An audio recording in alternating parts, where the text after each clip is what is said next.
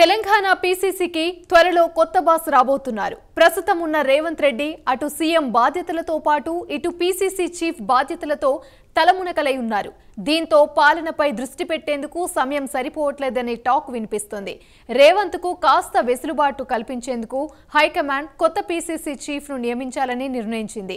మరోవైపు ఇప్పటికే లోక్సభ ఎన్నికలు కూడా పూర్తయిన నేపథ్యంలో పీసీసీ చీఫ్ మార్పునకు ఇదే సరైన సమయమని కాంగ్రెస్ అధిష్టానం భావిస్తుంది.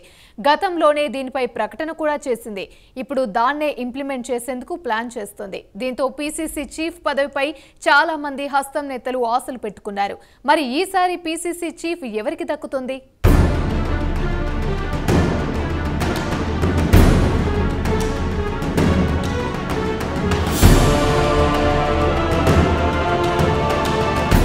లోక్సభ ఎన్నికలు ముగిసిన తర్వాత కొత్త పీసీసీ అధ్యక్షుడి నియామకం ఉంటుందని హస్తం హైకమాండ్ ఇప్పటికే ప్రకటించింది.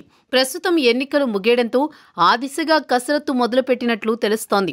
జూన్ నెలాఖరులో లోకల్ బాడీ ఎన్నికలు ఉండడంతో అంతకు ముందే పీసీసీ అధ్యక్షుడి నియామకం పూర్తి చేయాలని అధిష్టానం యోచిస్తోంది. త్వరలో పీసీసీ అధ్యక్ష పదవికి రేవంత్ రాజీనామా చేయనుండడంతో ఆశావహులు పీసీసీ కోసం తమ వంతు ప్రయత్నాలు చేస్తున్నారు.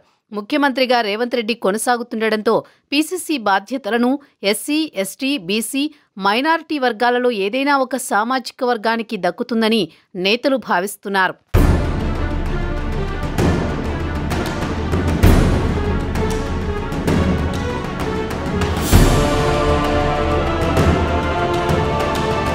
అయితే రెడ్డిలకే పీసీసీ ఇవ్వాలని పార్టీ హైకమాండ్ భావిస్తే తాను పోటీలో ఉంటానని సీనియర్ నేత జగ్గారెడ్డి స్పష్టం చేశారు. మరోవైపు పీసీసీ చీఫ్ రేసులో కోమటిరెడ్డి రాజగోపాల్ రెడ్డి పేరు కూడా వినిపిస్తోంది. మంత్రి పదవి ఇవ్వాలని రాజగోపాల్ రెడ్డి పట్టుబడుతున్నారు. కానీ ఇప్పటికే ఆయన సోదరుడు వెంకట్రెడ్డి మంత్రిగా ఉండడంతో రాజగోపాల్ రెడ్డికి మినిస్ట్రీ కష్టమేనని అభిప్రాయం వ్యక్తమవుతోంది.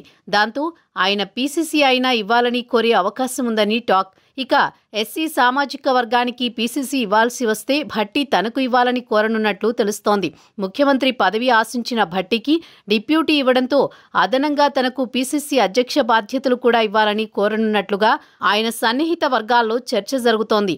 మరోవైపు సంపత్ పేరు కూడా తెరపైకి వస్తోంది. లోక్సభ ఎన్నికల్లో నాగర్ కర్నూల్ సీటు ఆశించిన ఆయనకి నిరాశ ఎదురైంది. రేవంత్ బుజ్జగింపులతో సంపత్ కుమార్ వెనక్కు తగ్గారు. ఏఐసీసీ కార్యదర్శిగా కూడా కొనసాగుతోన్న ఆయన తనకు పీసీసీ పగ్గాలివ్వాలని కోరే అవకాశం లేకపోలేదు.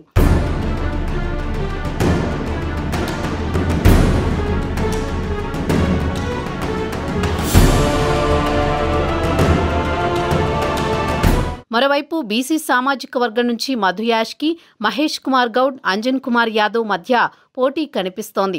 ఈ ముగ్గురు కూడా తమ వంతు ప్రయత్నాలు చేస్తున్నారు. మధు యాష్కి ఏఐసీసీ అగ్రనేత రాహుల్ గాంధీకి సన్నిహితుడు కావడంతో ఆయనకు ఎక్కువ అవకాశాలున్నాయని, అలాగే మహేష్ కుమార్, అంజన్ కుమార్ యాదవ్కు రేవంత్ మద్దతు ఉండొచ్చని చర్చ జరుగుతోంది. వీరిలో రేవంత్ ఎవరి పేరు ప్రతిపాదిస్తారనేది ప్రాధాన్యత సంతరించుకుంది.